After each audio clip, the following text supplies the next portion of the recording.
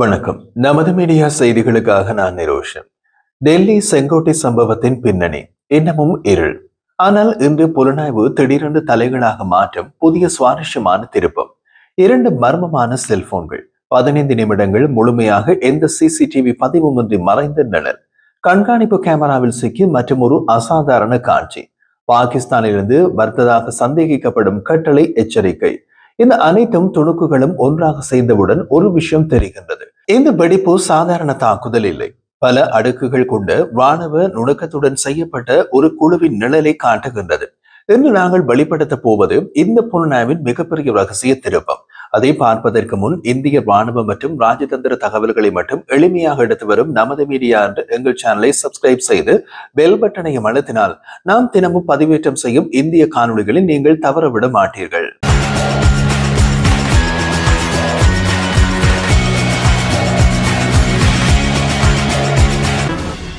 டெல்லி வெடிப்பு சம்பவத்தின் பின்னணியில் பாகிஸ்தான் உளவுத்துறை, ISI அல்லது ராணுவம் இருந்ததா? அதை உறுதிப்படுத்த புலனாய்வு முடுக்கிவிடப்பட்டுள்ளது. புலனாய்வின் பல விஷயங்கள் சுவாரஸ்யமானவை. அவற்றை நாம் எமது யூடியூப் சேனல்களான பரபரப்பு மீடியா மற்றும் நமது மீடியா ஆகியவற்றில் தொடர்ந்து அப்டேட் பண்ணி வருகின்றோம். எனவே புலனாய்வை நீங்கள் நெருக்கமாக தொடர விரும்பினால் நமது இரு யூடியூப் சேனல்களையும் தொடருங்கள். இது தற்போது புலனாய்வில் கிடைத்த ஒரு சுவாரஸ்யமான விஷயம். டெல்லி நகரத்தின் இதயத்தை அதிர வைத்த செங்கோட்டை சம்பவத்திற்கு பின்னால் நடந்து கொண்டிருக்கும் புலனாய்வு நாளுக்கு நாள் புதிய விஷயங்களை வெளிப்படுத்துகின்றது. இந்த தாக்குதல் ஒரு சாதாரண வெடிப்பு அல்ல. இந்த புலனாய்வு விசாரணையின் மையத்தில் இப்போது நிற்பவர் டாக்டர் உமர் ஒன் நபி. அவரின் இறுதி 36 மணி நேர நடவடிக்கைகள் இன்று இந்திய பாதுகாப்பு அமைப்புகளில் மிகப்பெரிய புதிராக மாறியுள்ளது. இந்த விசாரணையின் மையத்தில் இருப்பது 2 செல்போன்கள். இந்த இரு செல்போன்களும் வெளிப்பார்வைக்கு சாதாரணமானவை போல தோன்றுகின்றன. ஆனால் இந்த 2 செல்போன்கள் இன்றைய இந்தியாவின் தேசிய பாதுகாப்பு புதிரில் மிக முக்கியமான தடயங்களாக மாறியுள்ளன. புலனாய்வு அதிகாரிகள் மிக தெளிவாக சொல்கின்றார்கள். இந்த 2 செல்போன்கள் கிடைத்தால் நபி யாருடன் பேசினார், யார் பணம் கொடுத்தனர், யார் திட்டமிட்டனர், இந்த வெடிப்பு தனிப்பட்ட தாக்குதல் அல்ல, மிகப்பெரிய திட்டத்தின் ஒரு பகுதியா என்று எல்லாம் தெரிந்துவிடும். டாக்டர் உமர் நபியின் இறுதி பயணத்தை புலனாய்வு அதிகாரிகள் வீடியோ பதிவுகளின் மூலம் நுணுக்கமாக அவதானித்துக் கொண்டிருக்கும் நேரத்தில் ஒரு சின்ன மெடிக்கல் ஷாப்பில் அவர் 2 போன்களோடு இருக்கும் ஒரு காட்சி இன்று தேசிய பாதுகாப்பு அமைப்புகளின் கவனத்தை முழுவதும் கவர்ந்து விட்டுள்ளது. இது எங்கே நடந்தது? ஹரியானா மாநிலத்தின் தஹாஜ் சந்தை. அங்கு ஒரு மெடிக்கல் ஷாப்பின் கண்காணிப்பு கேமரா, அதாவது சிசிடிவி ஒளிப்பதிவில் கருப்பு நிற பையொன்றுடன் நபி அமர்ந்திருக்கும் காட்சி பதிவாகி உள்ளது.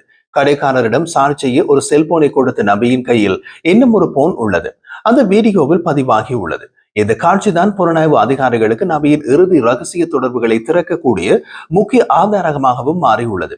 இன்று இந்திய உளவுத்துறைக்கும் மிகப்பெரிய சவாலாக மாறியிருப்பது நபி பயன்படுத்திய இந்த 2 புதிய தொலைபேசி எண்கள். அவர் தனது பழைய தொலைபேசி எண்களை அக்டோபர் மாதம் 30ஆம் தேதி திடீரென்று டீஆக்டிவேட் செய்து முடக்கியிருந்தார்.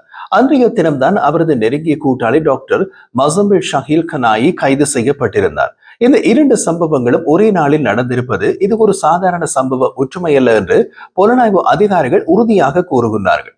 இது நடப்பதற்கு வேறு காரணம் என்கின்றார்கள் அவர்கள்.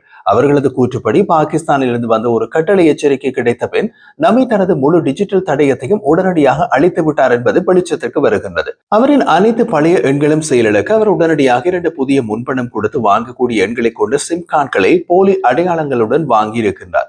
இந்த போலி அடையாளங்கள் எங்கிருந்து வந்தது? யார் கொடுத்தது? யார் இவற்றின் பின்னணியில் இருந்து செயற்படுகின்றார்கள்? இன்று இந்த கேள்விகள் அனைத்திற்கும் பதில் தேடி பாதுகாப்பு அமைப்புகள் எல்லையோர பகுதிகளில் உள்ள நகரங்களான நூர், ஃபரீதாபாத், குருகிராம் ஆகியவற்றில் செய்யும் விசாரணைகள் அங்கு பரபரப்பை ஏற்படுத்தியுள்ளன. நபியின் பயணம் மிக நுணுக்கமாக திட்டமிடப்பட்டது. அவரது அந்த பயணத்தை புலனாய்வு அதிகாரிகள் இப்போது டிஜிட்டல் பதிவுகள் மூலம் கண்டுபிடிக்க தொடங்கியுள்ளனர். அது எப்படி நடக்கின்றது?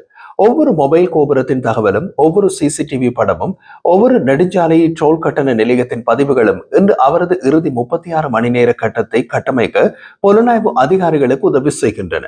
நபி பயணித்த ரிவாசன் மற்றும் கலைல்பூர் சுங்க நிலையங்கள் வழியாக செல்லும் சிசிடிவி காட்சிகள், ஃபரீதாபாத் மைய பகுதியில் அவர் வாகனம் நிறுத்துவது, பின்னர் டெல்லி நோக்கி பயணிப்பது ஒவ்வொன்றும் புலனாய்வு வரைபடத்தில் மிக சிறிய அளவில் கூட தவறாமல் குறிக்கப்படுகின்றன.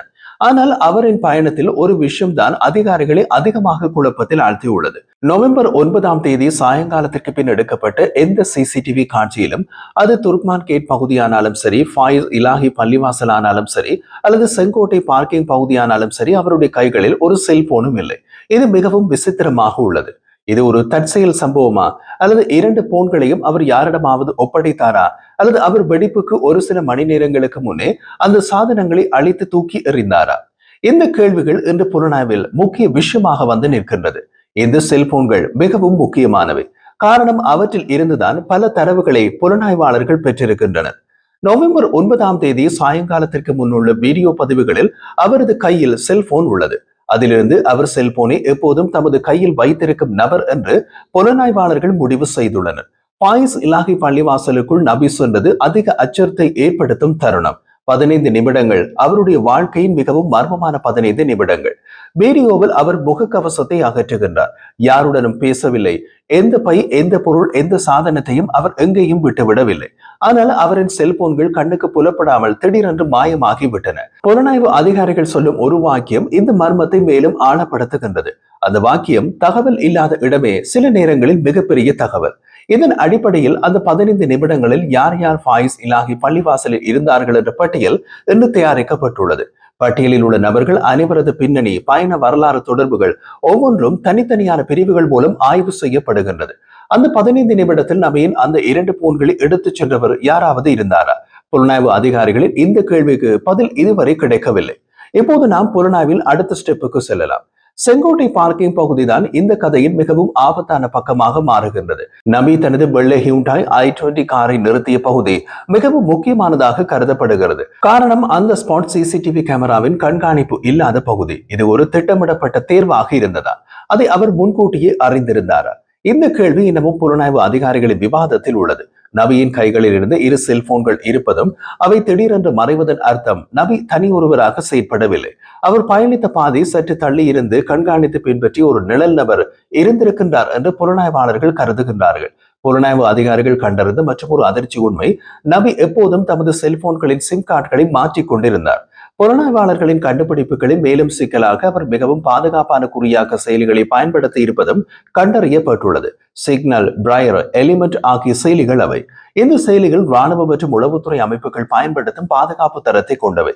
இந்த அளவுக்கு ஒரு சாதாரண நபர் செல்ல மாட்டார்.